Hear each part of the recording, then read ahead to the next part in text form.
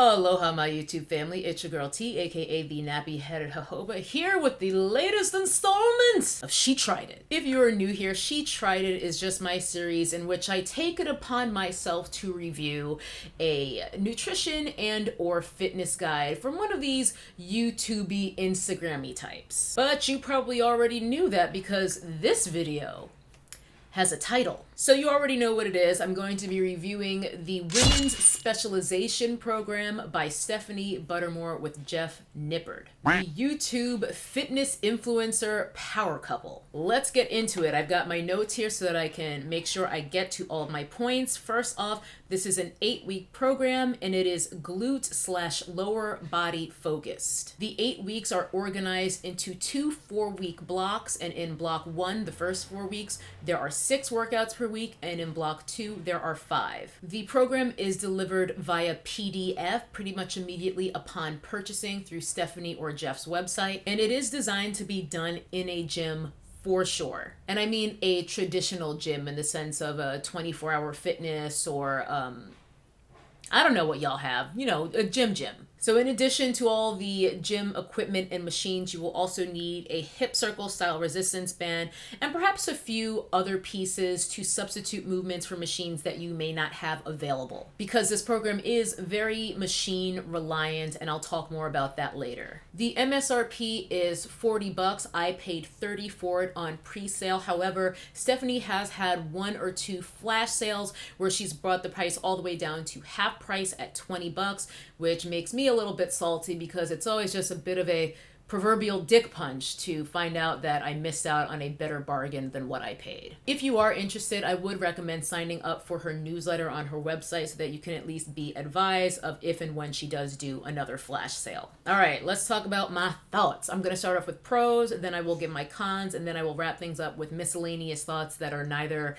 good nor bad necessarily. They're just things I need to cite. First up, I like that this program really explains everything to you. It gets into the whys behind the program, the way it's arranged, the differences between block 1 and block 2, and just the overall strategy to progressive overload throughout this program. It also gives you pretty good advice on how to follow and schedule your workouts in terms of how exactly to split up the 6 days per week in block 1, although in block 2, no such advice is given. At least if it was, I must have missed it. You kind of figure out if you want to just do 5 days in a row or a 3-2 split or something else entirely. I also like that this program is 8 weeks long because it's not super duper long, meaning that by the time you're 2 weeks into the program, you're already 25% done with it. And those kinds of landmarks are really satisfying, especially when I know with programs like this, before embarking upon them, people will often delay because it's not a good time. Oh, let me start it this time because then I won't have to deal with these conflicts.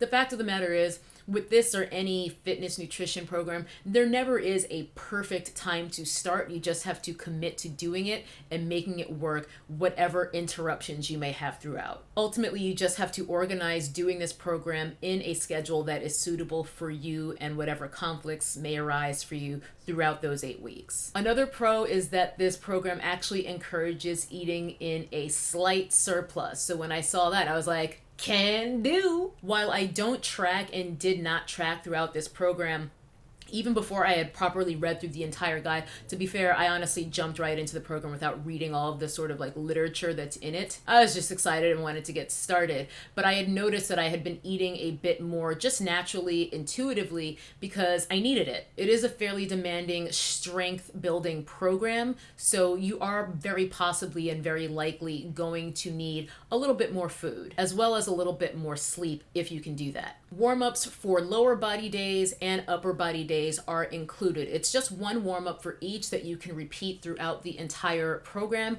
but I did find them to both be fairly effective to get me warmed up, as well as at the beginning of each workout, you usually start, at least for the lower body ones, with a pretty primary major lift, something like deadlifts or back squats. So that's a really great way to not only get your body warm for all the movements that will follow, but as well to get those movements out of the way when you have the maximum possible amount of gas left in your tank. Not only is the guideline for a general upper or lower body warm-up included, there's also a guideline for warm-up sets of these primary lifts. So if you're working up to, say, a 75% back squat, it gives you kind of a template of how best to work up to that, which is really great for someone like me because I'm really hard-headed and impatient when it comes to the gym. So I'm ready to walk in there, PR on my deadlift, fuck a warm-up. So even though I hate warming up, I'm also very task-oriented. So if a warm-up like this or warm-up sets are prescribed, I will do them. So it was really good for someone like me. Overall, the program has very familiar moves. They're just sequenced, in my opinion, rather thoughtfully and effectively. I also love that alternate movements are included on every exercise. So for example, if it says machine chest press,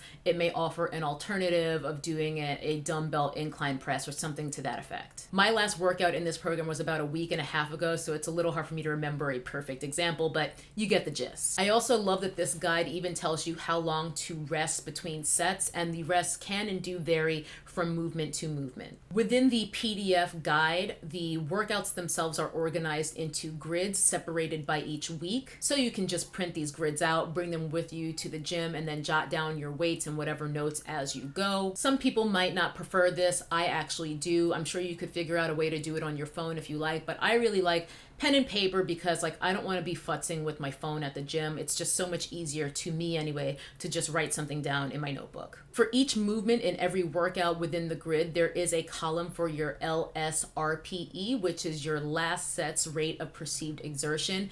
I didn't realize just how clutch this was until maybe week 3 or 4, because if you do take the time to fill that in, it's extraordinarily useful in tracking your strength gains from week to week, where one week maybe you're lifting 15 pounds on a movement and it feels like an RPE of 9 on the last set, but 2 weeks later it feels like a 7.5. And that's how you know you're getting strong. The guide also does include links to video demonstrations of all of the movements that it contains. These are organized not within the workout itself, which I think would have been great if they were just hyperlinked. If you were looking at the grid and it said, hammer curls, if you could just click within the grid to be taken to the unlisted YouTube video that shows you how to do that, that would be a bit more efficient than having to scroll throughout the guide and find where they've actually lumped together all of these demonstration links, but they are there for you. Unfortunately, I did find the organization of the movement glossary to be a bit strange. They're not in alphabetical order. I think they're organized just push movements, pull movements, and then lower body movements, if I remember correctly. So they are there for you. It's just not really organized all that well, in my opinion. What really drew me to this program and what I loved about it in the end was indeed the lower body focus. In block 1, you're working lower body 4 days a week with 2 days for upper body and 1 day of rest. In block 2, you're working lower body 3 days a week, 2 upper, and then 2 days rest. But personally, I would happily work lower body every day at the gym. That's just what I enjoy working, probably because that is my problem area, so to speak. So it's where I like to put most of my focus and energy. A huge pro is that I found that I got great results before I had finished even half of this program. Some of you guys may have noticed that as I've carried on doing my She Tried It reviews, I try not to dwell too much on my specific results as an individual, because that comes down to myriad factors, including genetics, diet, sleep, hydration levels at the time the pictures were taken, the angle of my mirror, the angle of my camera, the lighting. You get the point. So take this anecdotally, but I would say that for me, this absolutely improved the overall shape and size of my booty, creating a much nicer proportion to my legs, which I really love. It really is bodybuilding, because that's what bodybuilding is. It's not necessarily about a certain condition you want to be in. It's more about sculpting and creating a certain aesthetic. To that end, I do really believe that this program was successful for me in its intention, but I reiterate, the results that I did or did not get on this or any other program come down to far too many factors for you to look at what happened with my body or what didn't happen with my body and feel like that will apply the same way to you. My last pro is that this program also incidentally seems to have helped to improve my posture. The arch or sway in my low back is much less severe when I'm standing and relaxed. My hunch is that this program, because it is so glute focused, it allowed me to correct some imbalances I had, strengthening my glutes and perhaps taking some of that pressure off of my hip flexors, thereby decreasing the severity of my anterior pelvic tilt. I don't know, that's just a hunch, but I definitely feel like overall my posture looks better, as well as my proportions, as I said a moment ago. Let's get into cons. The upper body workouts overall to me are the weak link. This is a lower body program, but I do feel that it seems like less care and attention was taken in designing the upper body workouts when compared to the lower body ones. The upper body workouts just feel incredibly generic, so even though the lower body workouts are by no means reinventing the wheel, there just seems to be a lot more strategy involved in the movement selection and sequencing in the lower body workouts when compared to the upper body workouts. My next con, 6 weeks of training is a lot. Not only is it unrealistic for a lot of people, it could put you at risk of becoming overtrained or just overwhelmed. So even though this program is labeled as being for the intermediate to advanced, I still just think that 6 days of training per week is a very high bar for most people. After all, being intermediate or advanced refers to your capability, not your time availability. Your overall capabilities have almost nothing to do with the actual number of hours you have available to train every week. I mean, of course they do. The more you train,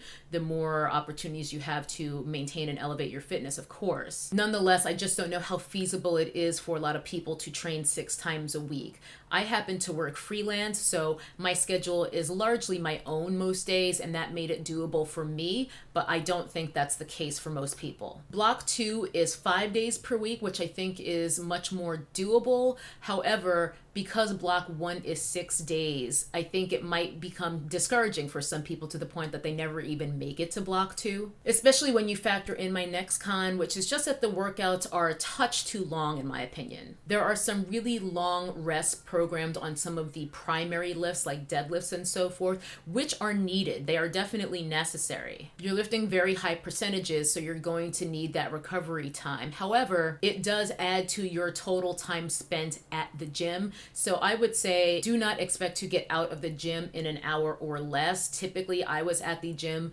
90 minutes, sometimes more. The next con is that the weeks and workouts within each block are essentially identical. In other words, in block 1, you're doing the same 6 workouts down to the reps and sets for the 4 weeks. And then in block 2, you're doing 5 workouts, those same 5 workouts down to the reps and sets for the remaining 4 weeks of the program. That means that you get 11 different workouts total, and the only thing that changes from week to week is the percentage being lifted or your target rate of perceived exertion. 11 workouts isn't terrible, but I would say that it does lower the perceived value to me when I think about paying $40 and I'm getting only 11 workouts. It doesn't seem like a very good deal to me. So again, the only thing changing from week to week is on the moves where you're working off of a percentage of your 1 rep max, the percentage might go up from 1 week to the next, or if you're working off of a rate of perceived exertion for a move, which is the vast majority of the movements, that might change from 1 week to another. Which brings me to another con, which is just that rate of perceived exertion is not scientific, it's perception, perceived exertion. So it's still helpful to an extent to track your progress. Like I was saying earlier, it is interesting to see how your perceived exertion may change on the same weight as you get stronger and stronger throughout. But I do wish that this program worked off of 1 rep maxes more than it does. It only relies on 1 rep maxes for 2 movements in the first block and 3 in the second block. I would have liked to have seen more rather than RPE being the thing that you are using to decide your weights throughout the program. Even if it were just that the primary lift or maybe the first 2 lifts in each workout were based on 1 rep max and then everything following those were based off of RPE, I don't know. I feel like that would feel a lot more methodical and strategic compared to just maybe 1 movement for 1 workout and then nothing in the next, that sort of thing. It just seems like it would be a little bit more precise. Occasionally, unclear rep schemes creep in. For example, there are some lateral band walks that come in on some lower body days, and it doesn't specify if you're doing 20 reps, to one side or 20 reps total, like 10 and 10. So that sort of thing, I could have used a little bit more clarity. And I remember checking the demonstration video, the unlisted video that they have up on YouTube, and someone even asked that in the comments, but it hadn't been answered. The guide also claims that there are demonstrations for every single move listed in every workout, but that's unfortunately not the case. For example, Romanian deadlifts, I couldn't find a link to a demonstration for that, which is, it's a standard move, but it's also kind of a nuanced one. I think it's often confused with a stiff leg deadlift, and both of these movements are in the program, so I think it would be useful to make sure that all of your I's are dotted and T's are crossed in terms of making sure that there really is a demonstration for every movement in the program, and as well having them organized better. I do remember finding a link to a demonstration for like a neck banded RDL with dumbbells, but just a classic RDL with a bar, like the standard move, that really should be there. And that's just one example. I think there were a couple others where I wasn't exactly sure what movement I was supposed to be doing, and I couldn't quite find the demonstration. There was also an instance or two of whether something was supposed to be a body weight move or a weighted move. One that I took note of was the workout called for a 45-degree back extension, but then when you look at the demonstration, it is a weighted back extension with a dumbbell. So I wasn't sure if we were meant to be adding the dumbbell for the WOD because it doesn't say weighted back extension. So just little things like that, I could have used a bit more clarity. These things are minor, but they just throw you off a little bit when you're in the middle of the workout. And ultimately, it's not the end of the world. You can kind of do whatever you want, do it weighted, do it unweighted, do a move that you think approximates what they're describing. You're still gonna have a great workout. Let's get into miscellaneous thoughts. First up, the program does not have any indications for whether you should be doing any metabolic conditioning or cardio. I guess the assumption is that you're only doing this and just completely not doing any sort of conditioning training throughout the 8 weeks. It is focused on building strength and hypertrophy, so I kind of get that, but it definitely felt strange to me to not do any metabolic conditioning for 2 months. One note I wanted to point out is that block 2 not only has one less training day, but that the workouts are a bit shorter. This is mainly because the leg days pretty much all have only 2 sets for almost every move rather than 3 or more. And on top of that, there are far fewer unilateral leg movements in block 2 when compared to block 1, meaning you're not having to worry about working each leg separately, which definitely cuts down on time. Block 2 is considered to be the more demanding block, but I just personally didn't find that to be the case. I found the workouts to be shorter, and I also didn't notice that the percentages of 1 rep maxes went any higher than they did in block 1. The max of any 1 rep max prescribed in block 1 is around 83%, and you don't go any higher than that in block 2, so I don't necessarily understand why block 2 was considered the go for it block. I didn't find it to be any harder. Perhaps if you wanted to retest for your 1 rep max,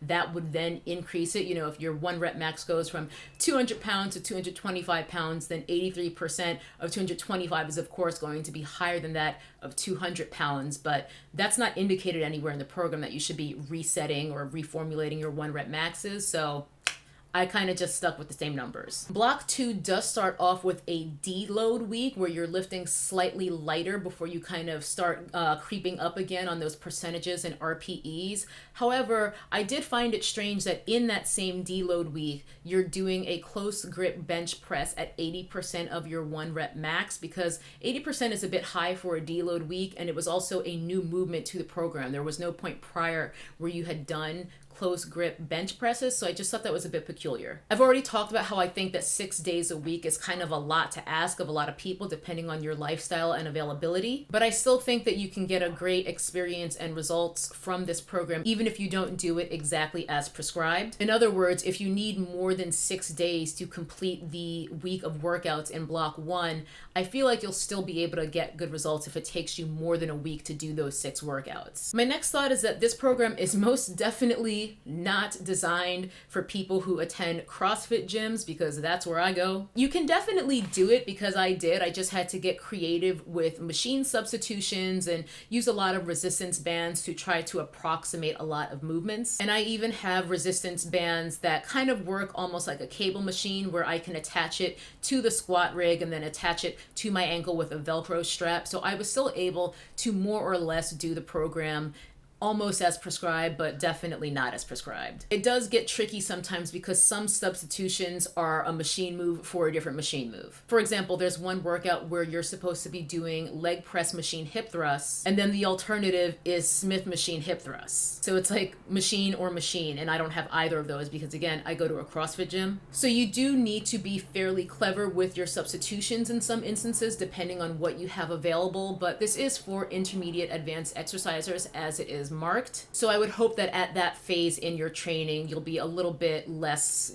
novice when it comes to coming up with substitutions. In addition to it being ideal to have access to your traditional gym type of equipment for this program, you may also want to get a hip circle resistance band, as I mentioned earlier, as well as a pad for hip thrusts, for the bar, as well as perhaps a weightlifting belt for deadlifts if that's something that you think will help you. As far as adapting this program to do at home, I really think you would need a pretty legit gym setup at home. You would need a barbell, dumbbells, resistance bands, that sort of thing. It was very similar in a way to when I reviewed the Peach Plan 2, where I did do that one at home, but it was because I have more equipment than the average person, and even with that, I still had to get kind of clever and creative for a lot of movements. With this program, I think it would be just as hard to do it at home, so I wouldn't necessarily recommend it. Overall, I'm very pleased with this program. I think that the cons I had were pretty minor things, definitely